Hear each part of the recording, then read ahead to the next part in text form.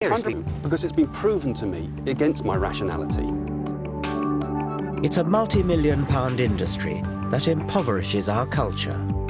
Astrology leans toward the divine and the sacred, words which I know you don't like very much. And throws up New Age gurus who exhort us to run away from reality. The tree-ness is the spiritual quality. Or the rockness. Or the rockness. Yeah. As a scientist, I don't think our indulgence of irrational superstition is harmless. I believe it profoundly undermines civilization. Reason and a respect for evidence are the source of our progress, our safeguard against fundamentalists and those who profit from obscuring the truth. We live in dangerous times when superstition is gaining ground and rational science is under attack. In this program, I want to take on the enemies of reason.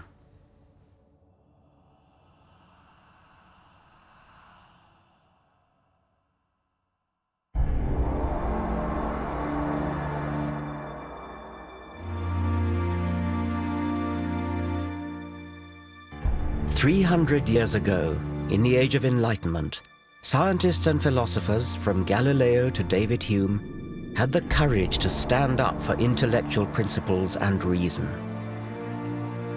The rational science they pioneered has given us tangible benefits. Everything from antibiotics to electricity, sewage systems to sat-nav. And it's not just material progress.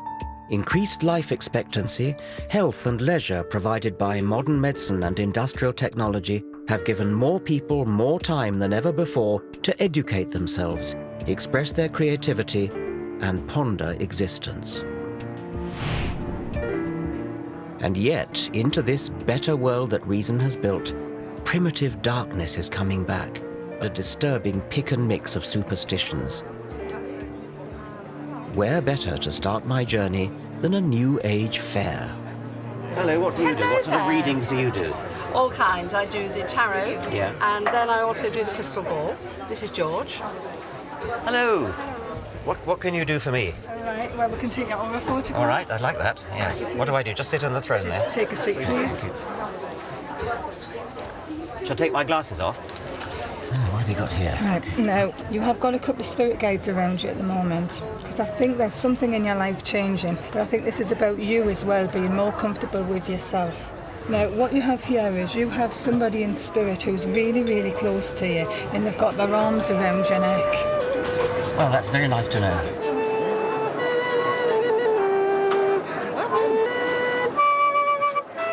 All these people reap the rewards of science and reason, but many here revel in a foggy suspicion of scientific thinking. Okay, so you could teach me how to use my psychic energy. Yes. Is that the idea?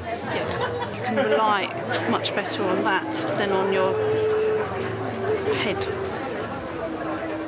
Irrationality is woven into the fabric of modern life. We unthinkingly indulge unscientific delusion. I'm the rather schizophrenic Gemini. Aquarius. Pisces. Astrology is so pervasive that just about everyone has been indoctrinated with the alleged character of their star sign. They're fiery, a bit unreliable, they love traveling, they're very expansive, they're quite spiritual. Loyal, spend too much money, good leader. They can be a bit moody, swinging one way and the other. They can be very bubbly 1 minute and then a bit down, and you never know what you're going to get with them, my husband says.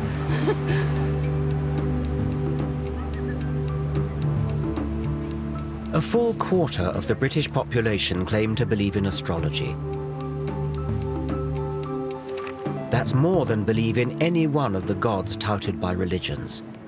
Day in, day out, astrological horoscopes get far more newspaper column inches than science.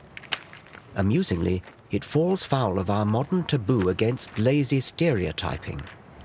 How would we react if a newspaper published a daily column that read something like this? Germans, it is in your nature to be hard-working and methodical, which should serve you well at work today. In your personal relationships, especially this evening, you will need to curb your natural tendency to obey orders. Chinese, Inscrutability has many advantages, but it may be your undoing today. British, your stiff upper lip may serve you well in business dealings, but try to relax and let yourself go in your social life. And so on through 12 national stereotypes. Of course, the astrology columns are not as offensive as that, but we should ask ourselves exactly where the difference lies. Both are guilty of facile discrimination, dividing humanity up into exclusive groups based on no evidence. So now I want to find out how those who trade in such irrational nonsense can possibly justify what they do. This is a map of the cosmos with London in the very centre.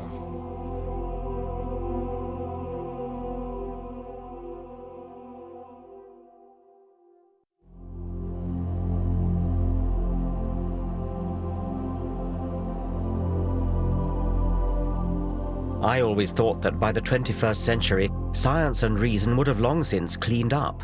And yet every day of the week, we're encouraged to retreat into the fog of the superstitious past.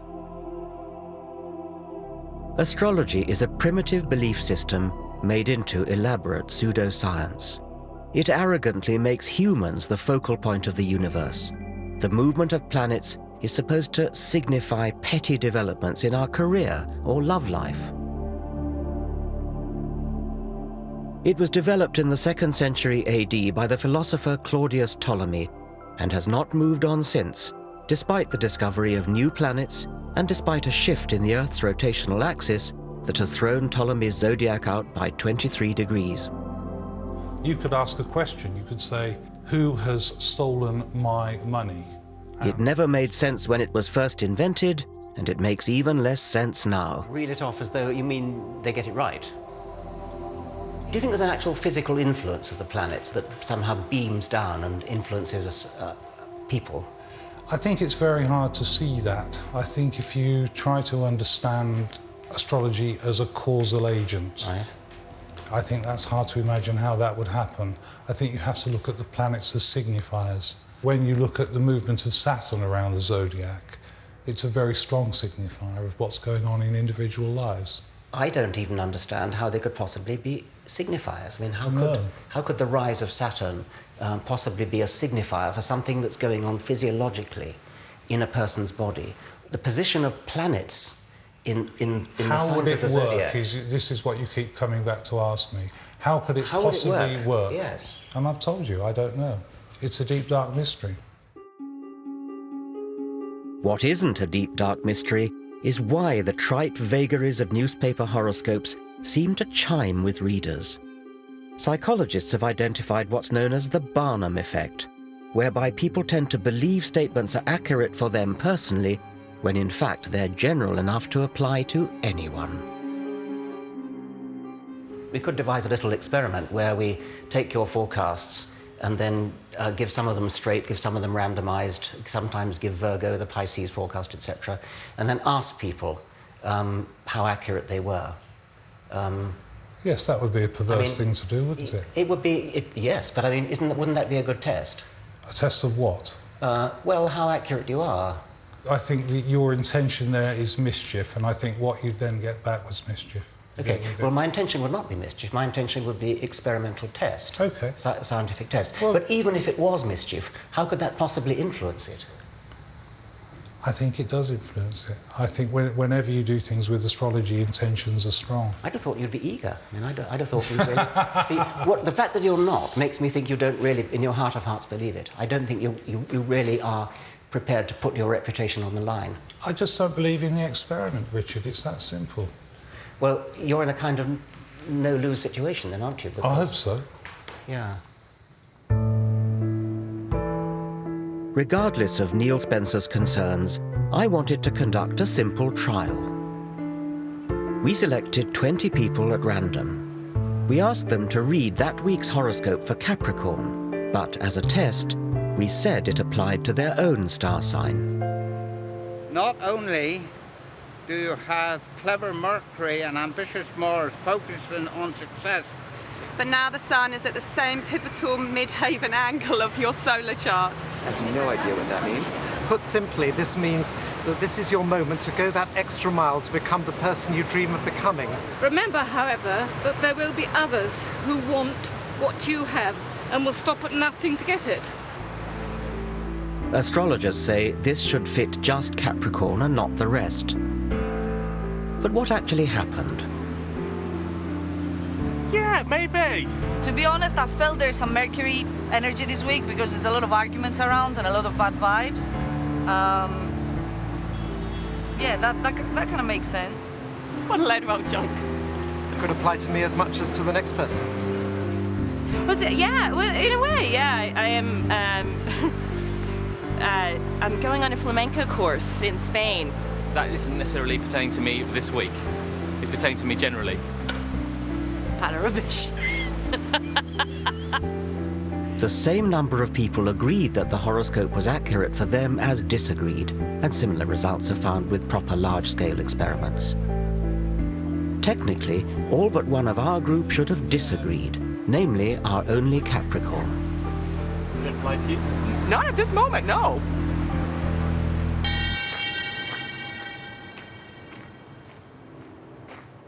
Am I taking this too seriously?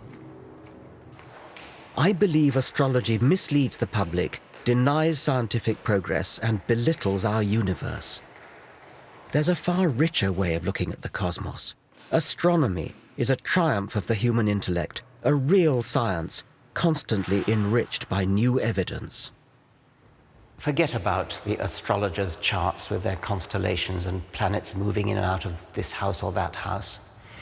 Go into a real observatory and look at the Milky Way. Or go out into the country on a moonless night. Just lie on your back and gaze up at the stars. The heart-stopping sight you'd see is 100 billion stars spinning through an expanding universe at a speed of 1 million miles per day. The light from some of the closer stars started its journey at the time of the dinosaurs. You're staring into a deep time machine.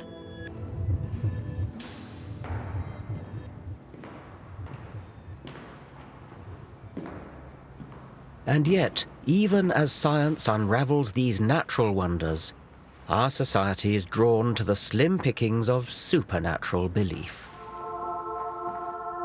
Half the British population now say they believe in paranormal phenomena. Over 8 million of us have owned up to consulting psychic mediums. What I want you to do, Richard, for me is just to pull me out 8 of them, please. Simon Goodfellow claims that, with these cards, he can use his psychic powers to tune in to the spirits of dead people around me. 7, 8.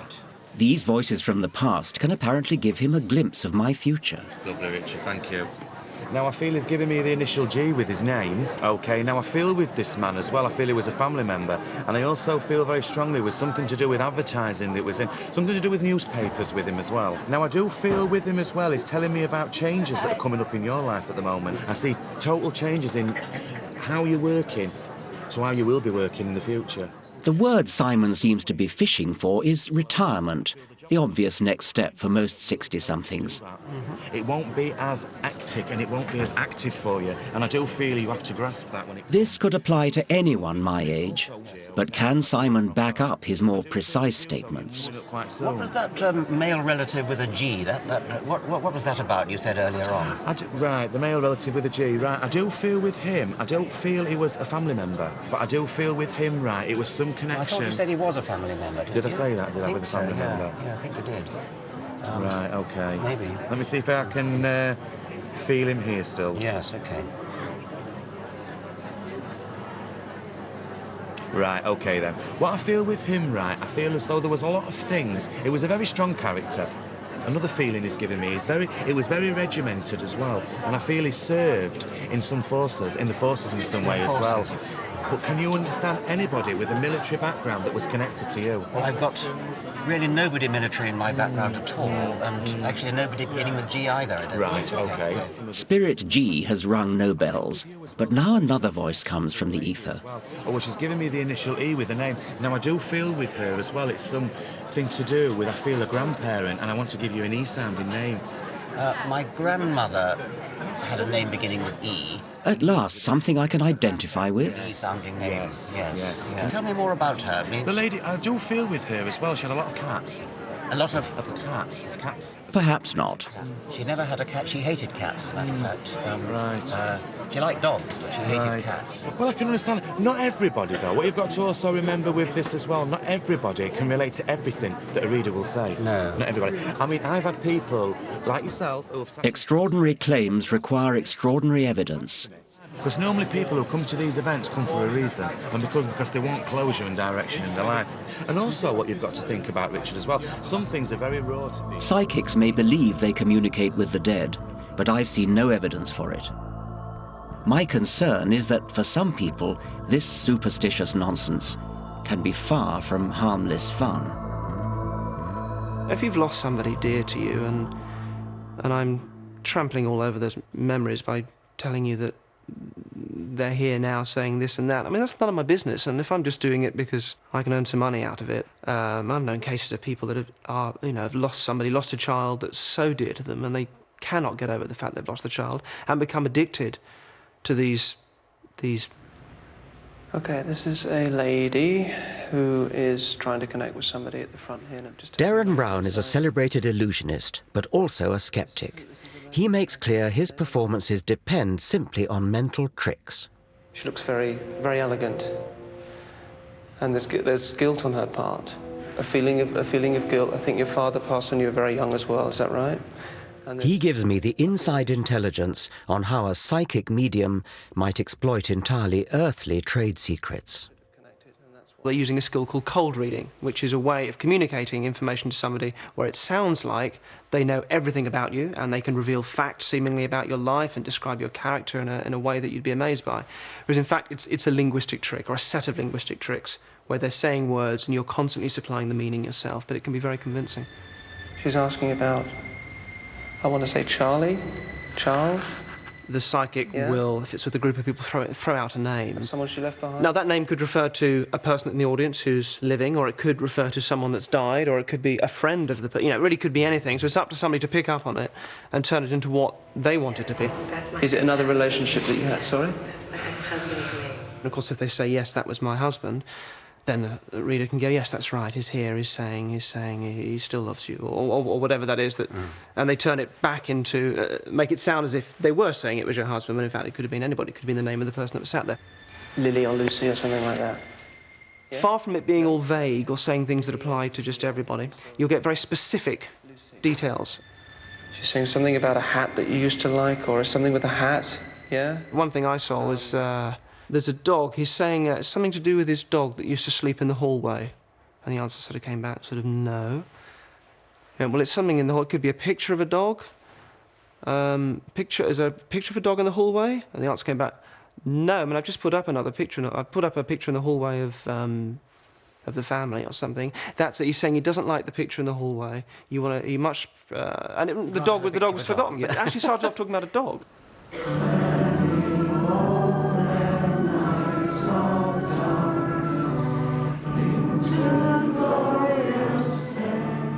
There's a network of over 500 spiritualist churches across Britain.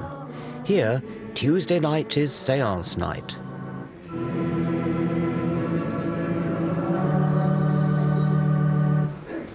And we ask that we can now build a bridge between this world and the next, so that we can once again go some way to proving that we survived death and that our loved ones in the spirit are forever with us. Amen. Okay, I expect most of you are familiar with spiritualism, but those that... Spiritualism makes a nod to God, then it descends into a darker world. The real draw here is when the dead start talking inside the medium's head. Okay, well, the first link that I want to do is I feel I've got somebody giving me the name Charles. And I want a gentleman on the spirit side that passed with chest conditions with this. And there's something about a name that sounds like, it sounds a bit like Devon, but I thought I could hear, could be Davon or Davenport, something like that. And I feel over this side somewhere. Can anybody understand this so far? The lady close to the bookshelf there, would you understand somebody on the spirit side with the name Charles? No, but I have a home in Devonport. You have a home in Devonport? Yeah. OK. Isn't what you're doing cold reading? Well, depends what you call cold reading. This is something that a lot of the rationalists have come up with, is saying that what you do is you say something and people basically make it fit. I'll see if I can find the Charles in a minute, but let me just give you a few things that I can feel about you. Has there been a few problems with a stomach condition around you? Because I feel as if I want to go to my stomach and I feel uncomfortable there. Does that make no sense to you whatsoever? No. Well, would you understand then a lady that I want to connect with on Spirit's side that would suffer with the stomach condition? Yes. Because I'm being given the stomach condition, Yes. OK? And I feel with this lady, I want someone that's a fairly comfortable build, I would say. A bigger build lady, not a slight build lady that's given me this, yes? Yes. Yeah? I think when you really examine the evidence of what myself and other mediums do, you will find that a large proportion could never be explained away by something like cold reading. It's because there are sometimes such specific details that come through. And I'm seeing like a painting, or a print it would be, of a painting that looks like a Stubbs painting. You know, the ones of the horses and the pigs and things like that? The lady in the white at the back there, I'm not around you, am I? Oh, I hate it when I can't find the link. Let me see if I think if I were talking to someone in the spirit world, I'd say things like, what's it like being dead? Can you see the whole of the universe? Why do you ask them such banal questions? Yeah, good point. But I think what happens is that mediumship comes from the non-rational, non-verbal parts of the brain, if there's such a thing. I believe it's a blending of thoughts between myself and the spirit communicator. But if only it could be just like a telephone line. Let me just see if I can get a little bit more information from her first. If you've convinced a person that that's their grandmother to the point that they're actually crying, I mean, surely those tears enough are perhaps proof that they've had proof that that really is their grandmother that's making the communication. It could indicate just desperate wishful thinking, perhaps. Now, I don't feel I'm with a Stephen Bennett, but I've got those things I want to bring together somehow with particularly a car crash. My friend Ben died in a car crash and his best friend was called Steve. Your friend Ben Parson, but it's not Bennett, as I said, but it was Ben. Let me see if I can describe Ben to see if we can... Beyond whether it's true or false, what concerns me as well is the exploitation of often vulnerable people. Can I say, when you were buying the new shoes, had he been on your mind at that time? He's on my mind all the time, really. Yeah, but, because it's yeah. as if I was particularly felt him around me at that particular time. That's why I feel I've got the connection with that. And, you know, his message is really, in a way, sorry. Because he can't... Do you feel it might actually be damaging to some people, stopping them from letting go after they've lost somebody that they love very much? It's a good point, but a lot of people bring up that. But I believe that it does help people to progress and move forward. He gives me the feeling that... But do people move forward, or do they get addicted to a spiritual hit? Most of this congregation are regulars. Craig Hamilton Parker's grasp here seems impressive, until it transpires that he's already read this bereaved girl before. He actually had a tyre on the left-hand side of his car changed before the accident, and the police thought there was something to do with that. And I had a message from you before saying it was something to do with the tyre. I've given you a message about him before? Okie dokie, I can't remember that. But anyway, I want to sort of feel his... I believe what I do is absolutely true. I believe that I give... You really believe it? I believe absolutely Seriously, 100% you believe it? that it's true, because it's been proven to me against what I believe is against my rationality. But it's been shown to me so many times that life continues. And personal proof that I've had that has given me proof of my father pass of continuation of spirit. I mean, incredible things that are so very personal and subjective, they're hard to argue a case for. But for me, it's been life transforming. And I believe, as I was helped, I can help others.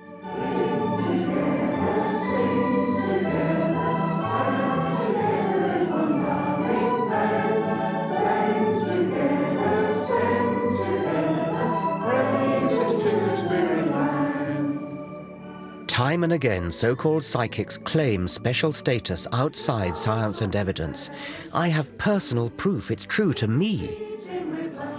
But as with religion, if it hangs on private feelings that can't be proved or disproved by science, then in what way can it be valid or meaningful to the rest of us?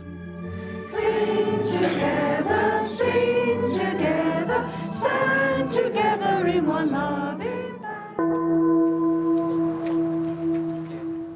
Next, I want to find out what happens when those who claim mysterious powers do allow themselves to be tested. No, I think it's 4. So shall we see how well you've done?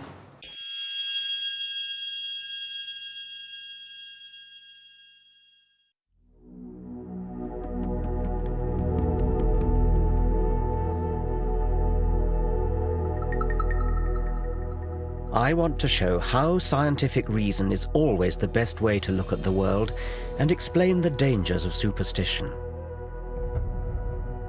I'm often asked how I know that there isn't a spirit world or psychic clairvoyance. Well, I don't.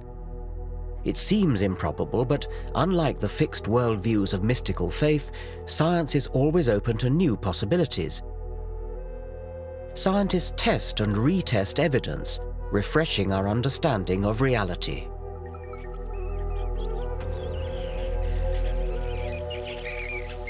Until quite recently, scientists didn't know how bats fly around in total darkness.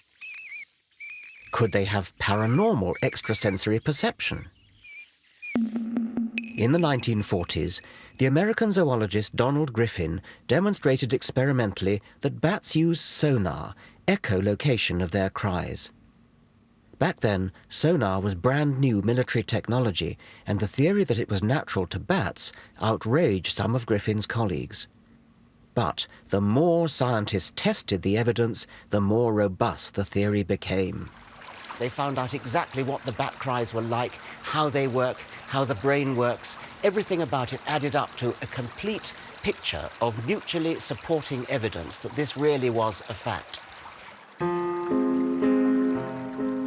It's this cumulative build-up of corroborating evidence that distinguishes the discovery of bat sonar from alleged paranormal effects. The so-called evidence for psychic phenomena is not robust, but will-o'-the-wisp. The more we look at it, the weaker it becomes.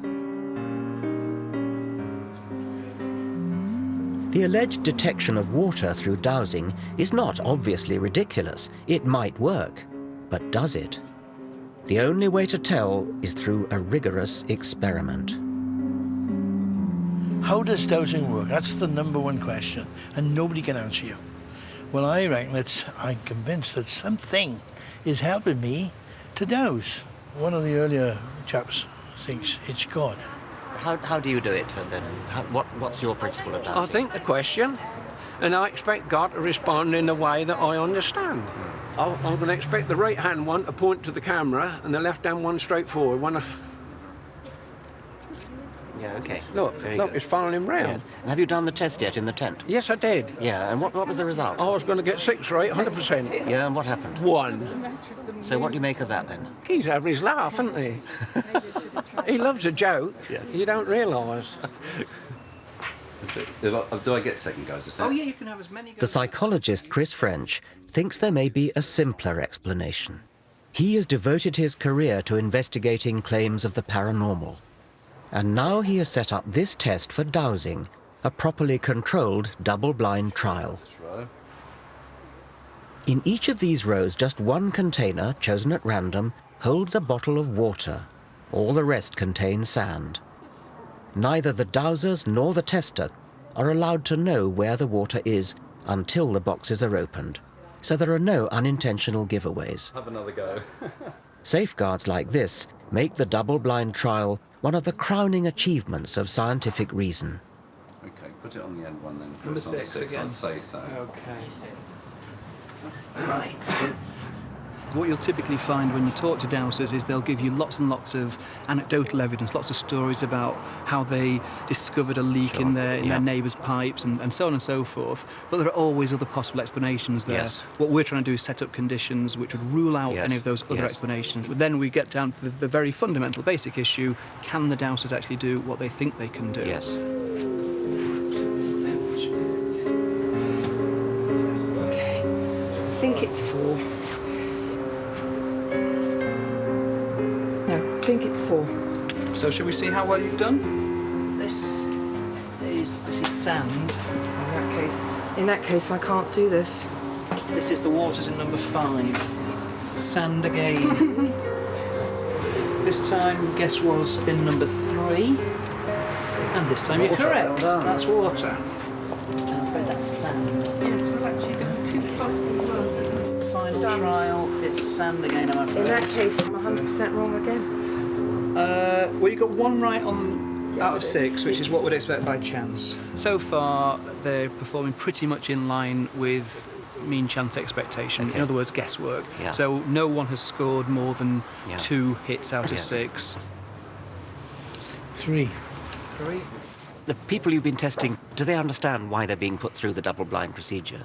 I think once we've explained it to them, then they appreciate why someone who is perhaps sceptical or doubtful about their claims would see that that was necessary. What's interesting is it doesn't actually tend to dent their confidence at all. Which suggests that they're completely sincere. I think they are completely sincere. Yes. And that they're typically very, very surprised when we run them through a series of trials and actually say at the end of the day, well, your performance is no better than we'd expect just on the basis of guesswork. And then what typically happens is they'll make up all kinds of reasons, some might say excuses, as to why they didn't pass that particular test. I feel the whole test is wrong. I'm shocked beyond words that this has happened. But I did say from the outset, couldn't we just sort out some grey blocks and some scaffold boards so that I can walk above it, which is what I would routinely do and I've done for 40 years. Who knows where or what bottles were in what tubs. That's the whole point, isn't it? That's the whole point. But if you understand dosing like I do, you'll understand that everything leaves an image. This state of denial is extraordinary. Even when confronted with hard fact, these dowsers prefer not to face up to truth, but retain their delusion.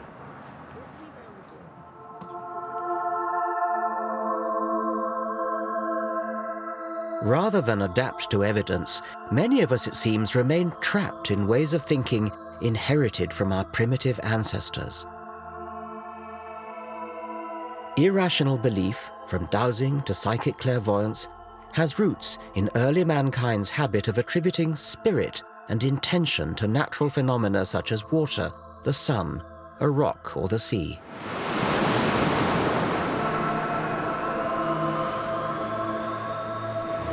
The sea has often been thought to be a malevolent force actively out to get you. In 480 BC, King Xerxes of the Persians built a pontoon bridge across the Hellespont, and a rough sea came and wrecked it. And King Xerxes was so furious that he sentenced the sea to 300 lashes. I wonder whether there's something of King Xerxes in all of us to this day. We don't want to believe that things just happen.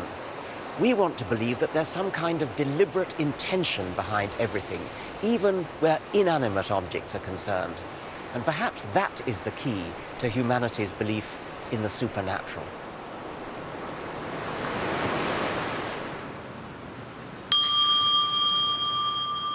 Even in the 21st century, despite all that science has revealed about the indifferent vastness of the universe, the human mind remains a wanton storyteller, creating intention in the randomness of reality.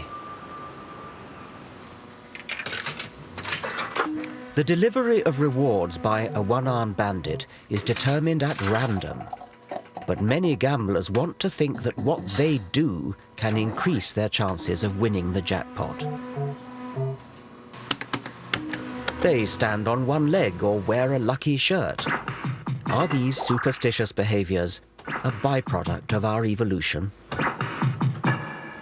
All wild animals have to be kind of natural statisticians, looking for patterns in the apparent randomness of nature when they're looking for food or trying to avoid predators.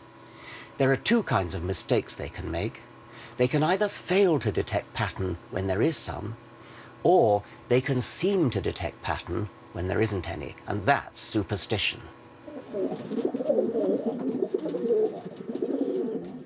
"60 years ago, the American psychologist B.F. Skinner investigated the behavior of pigeons, rewarding them with food when they learnt to peck a key in the feeding apparatus.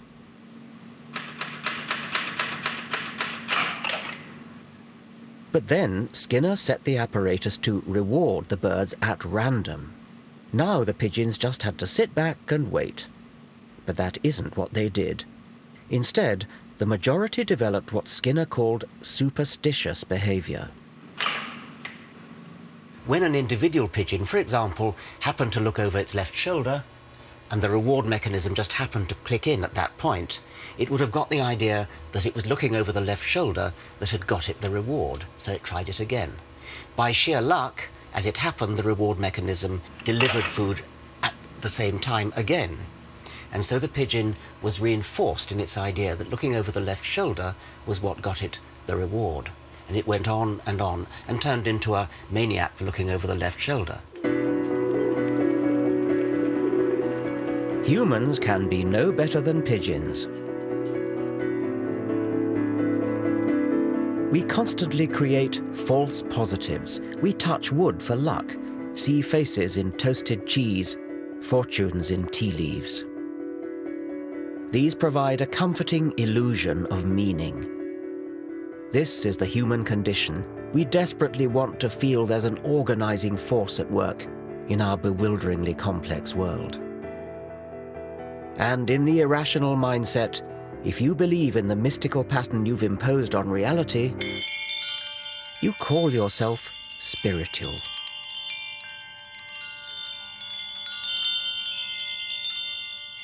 Spirituality is a prized commodity. The media tell us to respect spiritual souls and their apparently deep insights. Spiritual self-help guides do a roaring trade in the material world, outnumbering science books by 3 to 1. But what does spirituality actually mean? So please take your seat and please come slowly and gently so that we can start the proceeding without losing time. So could you please...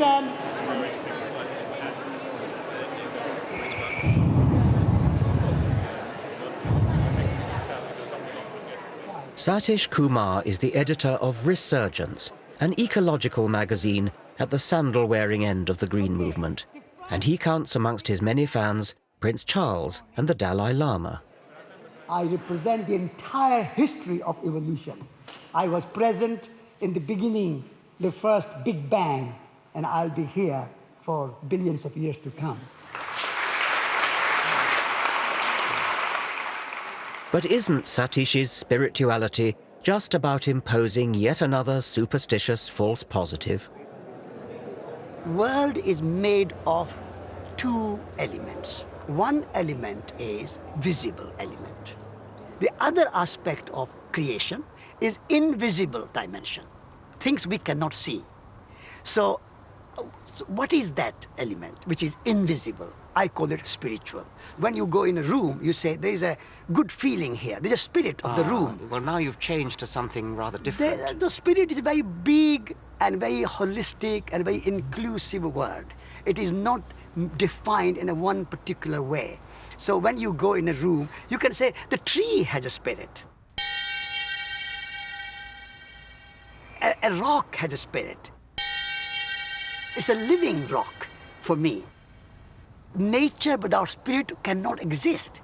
Like a tree cannot exist without the sunlight, it cannot exist without rain, it cannot exist without soil. Also, it cannot exist without the tree-ness. The tree-ness is the spiritual quality. Or the rockness. Or the rockness. When you talk about the rockness or the quality of a rock, I can see as a scientist a rock has hardness and things like that, but I think that's not quite what you mean. It sounds as though what you do mean is something imposed by the human observer. A rock is atoms. But there is a rock quality in the rock. Well, that's a matter of assertion. I mean, you are now simply asserting that. Asserting, I'm understanding it. This is my understanding. Okay. Some may understand more fully than others, but it is not imposed. It is there. It all sounds very poetic, but it's not reality. Like priests, mullahs and rabbis, New Age mystics ceaselessly attempt to fill gaps in human understanding with fabricated meaning. Science and rationality are often accused of having a cold, bleak outlook. But why is it bleak to face up to the evidence of what we know? The word mundane has come to mean boring and dull, and it really shouldn't. It should mean the opposite, because it comes from the Latin mundus, meaning the world, and the world is anything but dull. The world is wonderful. There's real poetry in the real world. Science is the poetry of reality. And yet today, science is under attack. Next, I want to look at the dangers that poses. Why do I have to trust, the GP? Why do I have to trust the Royal Society? I think you're so close to being right, but yet you're damn wrong.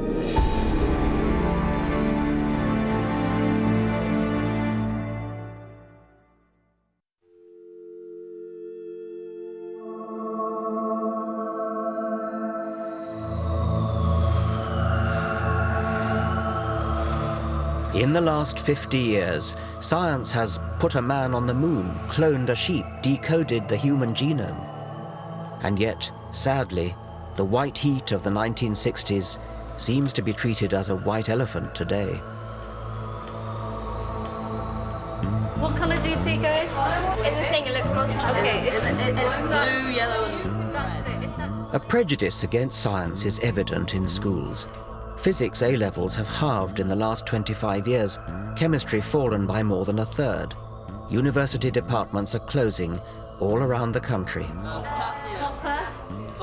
last but not least... This is a betrayal of the Enlightenment. The fundamental problem, I think, lies with the fashion throughout our educational system to teach students to value private feeling more highly than evidence-based reason.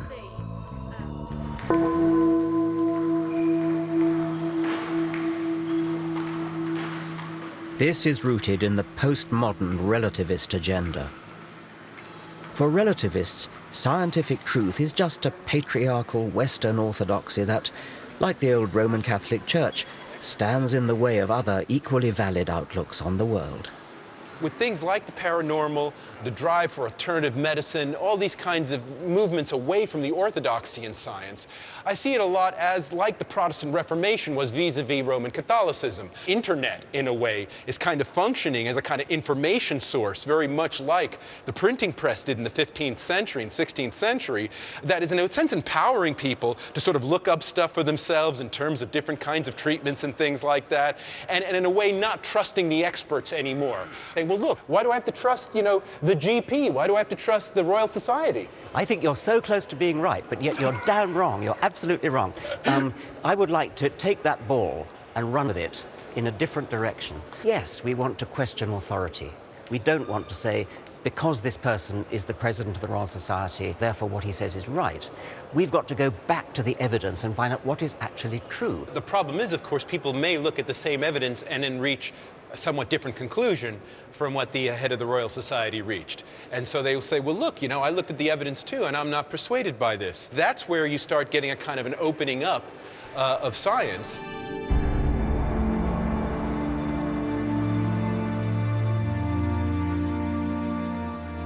Steve Fuller is of course right that the internet is revolutionizing how we use and consume information.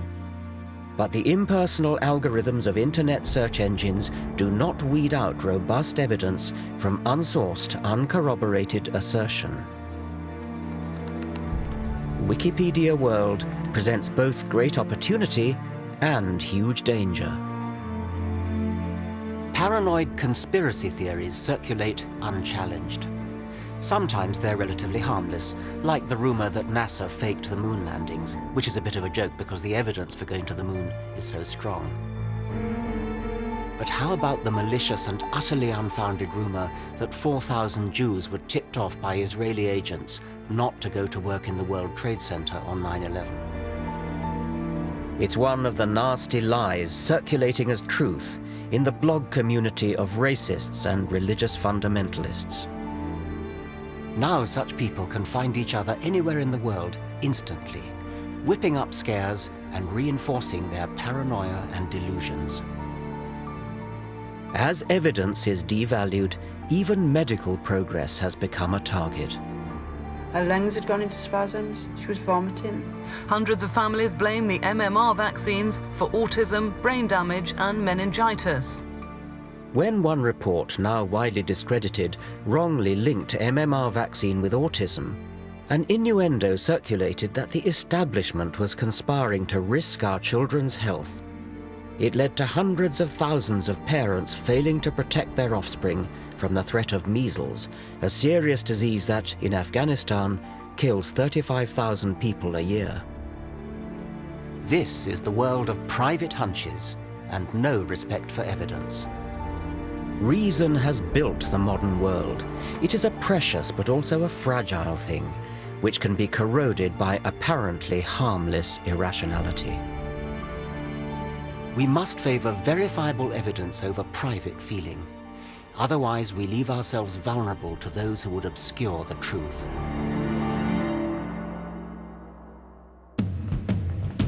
Next week, I look at how health has become one of the fiercest battlegrounds between reason and superstition.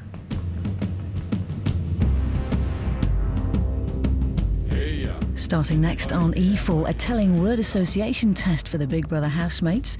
And More 4 is getting to the heart of Britain's childhood obesity problem in Supersized Kids. Film 4 is showing Pitch Black, the cult sci-fi movie that shot Vin Diesel to fame. Here on 4, how far have 3 children who came to Britain 2 years ago embraced their new home?